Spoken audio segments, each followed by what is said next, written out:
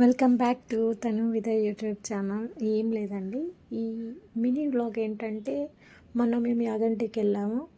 యాగంటి గురించి కొన్ని మాటలు చెప్తామని.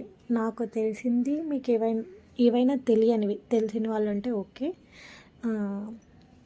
ఏం లేదండి, శని ప్రభావం తగలని ప్రదేశం అంటూ ఒకటి ఉందా అన్న క్వశ్చన్ మార్క్లో ఉంటే నిజంగానే ఉంది. ఏంటంటే అది యాగంటి.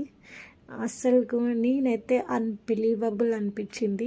నిజంగానే నేను అక్కడ యాగంటిలో దిగినప్పటి నుంచి నేను చూస్తూనే ఉన్నాను, నిజంగా కాకులు తిరగవా అది ఇదని చెప్పేసి.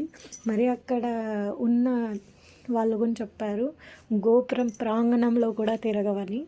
అంత మంచి పుణ్యక్షేత్రం. సో అందుకే మరి కోనేరులో మునిగేసి తేమ బట్టలతో స్వామివారిని దర్శించుకోకూడదని చెప్తే మరి డ్రెస్ చేంజ్ చేసుకొని స్వామివారిని దర్శించుకోవడానికి వెళ్ళాము. అక్కడికి వెళ్ళిన తర్వాత మరీ ఇంకొక ఆశ్చర్యం కలిగిన విషయం మాకు జరిగింది. ఏంటంటే అక్కడ నందీశ్వరుడు ఇంచు పెరుగుతూనే ఉంటాడంట. ఇంకొకటి అక్కడ స్తంభాలు వచ్చేసి జరపబడ్డాయి, అది కూడా చూశాను. అస్సలు ఏంటంటే ప్రతి ఒక్క విషయము నమ్మకం కలిగించేటివి ఏవీ లేవు అక్కడ. ప్రతిదీ మన 20th జనరేషన్ని అంత అనుకుంటా. ప్రతి దాంట్లోనూ మనం సైన్స్ ఎతుకుతాము, కానీ ఇక్కడ సైన్స్ ఎక్కడా లేదండి. శాస్త్రం ముందు పుట్టింది అనుకుంటాం కాదు, లేదు, సంప్రదాయము ముందు పుట్టింది. సంప్రదాయం తర్వాతే శాస్త్రము.